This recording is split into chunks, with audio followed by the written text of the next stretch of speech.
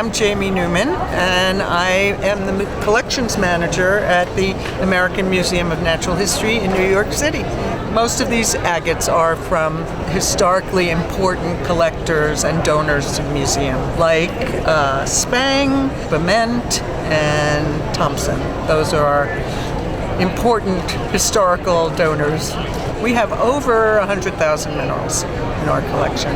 My name is Dr. Virgil Luth. I'm the curator of the Mineral Museum at the New Mexico Bureau of Geology and Mineral Resources. The New Mexico Tech has had a museum for over 100 years, as long as CSM, in fact. And this year we brought agates from New Mexico. And our case features agates from mostly southwestern New Mexico, around the Deming area. But we brought 2 cases this year because New Mexico has so many agates. We invite you down to the New Mexico Bureau of Geology and see our new facility, which is being constructed as we speak. Hi, I'm Pete Knudsen. I'm the Dean of the School of Mines and Engineering at Montana Tech. We brought a display of Montana agates, in this case they're dry head agates, to the show. The 2 large dry head agates here were donated to the museum by the Helena Mineral Society. I'm Rod Laird from Saratoga, Wyoming. We stuck this in as an educational display.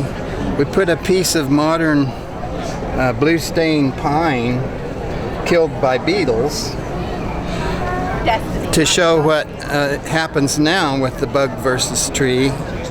And then we put in a piece of Saratoga wood, which is a piece of agatized wood showing insect holes that filled or didn't quite fill with SiO2.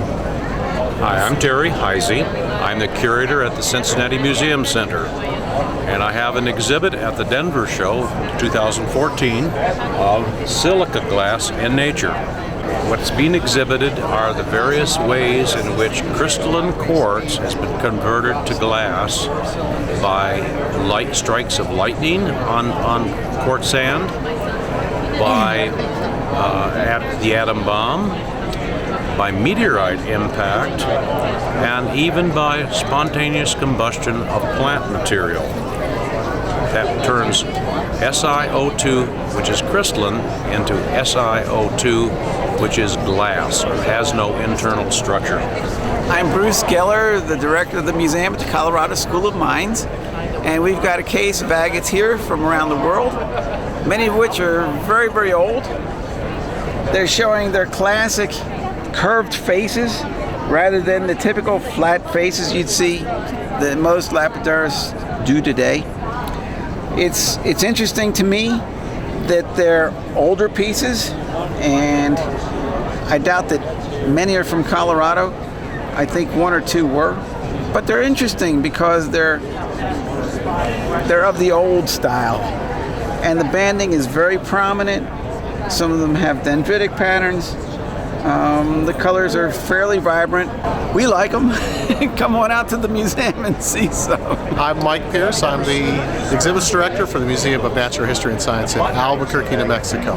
And this year we've brought recent acquisitions. We were fortunate enough to get a large donation of minerals to our collection here this past year.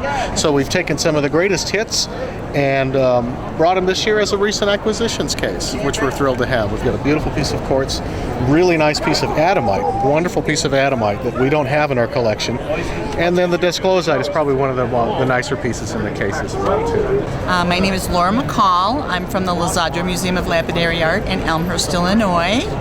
And our museum is devoted exclusively to lapidary art.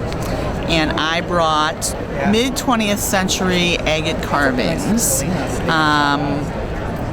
Chinese carving. Most of the material is probably Brazilian. And I believe most of it is natural. The one big piece, the guanyin, probably has been heat treated. My name is Leslie Moquak. I'm the curator at the Rice Northwest Museum of Rocks and Minerals. This is my first year in Denver, and I'm absolutely thrilled to be here. We have 2 cases here. One is our case of thunder eggs, mostly featuring Oregon thunder eggs, and our second is our case of agates from around the world. The thunder egg is Oregon State rock, which is one of the reasons that I chose to put in a case of those, and they fit well with this year's theme because most thunder eggs are filled with agates, this year's theme being agate. The second case over here, Agates in 3 Dimensions, kind of explores the idea of how when we slice and polish agates, what we're really doing is looking at a two-dimensional section of a three-dimensional object. And so when agate comes and fills in cavities, it makes really interesting shapes for a lot of reasons, and in that case I explore some of the reasons that those shapes get created and why we see the patterns and the colors that we see. My name is Brian Jackson.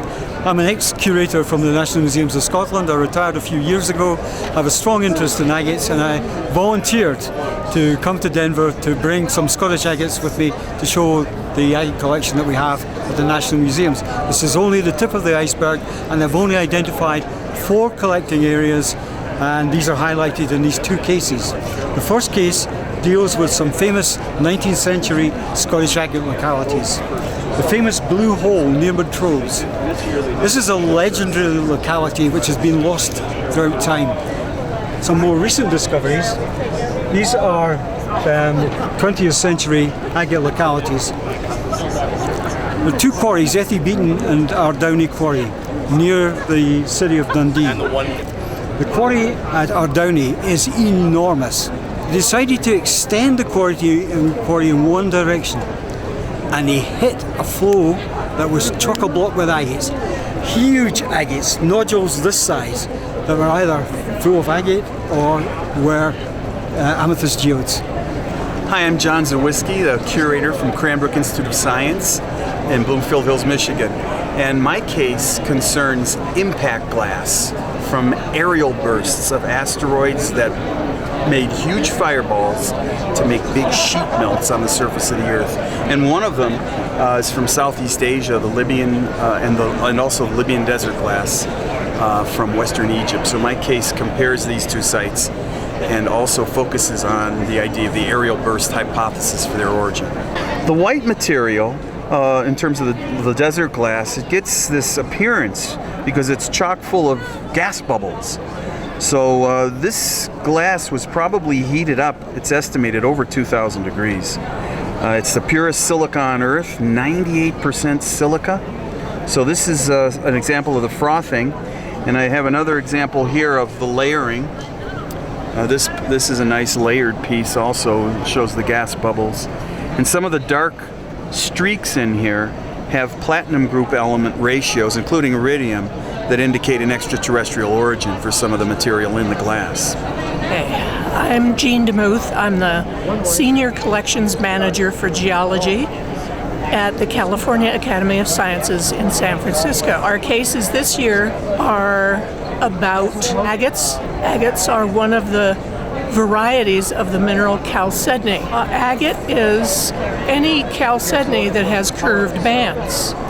And then onyx is the variety that has flat bands. And they can be any color, any combination of colors. Some are opaque, meaning no light gets through them. Some of them are transparent, where the light goes through and you can light them from behind, and they're really pretty if they're sliced. My name is Chris Stefano. I'm with the A.E. Seaman Mineral Museum in Houghton, Michigan, at Michigan Technological University. I've brought a collection of Lake Superior agates to the show today.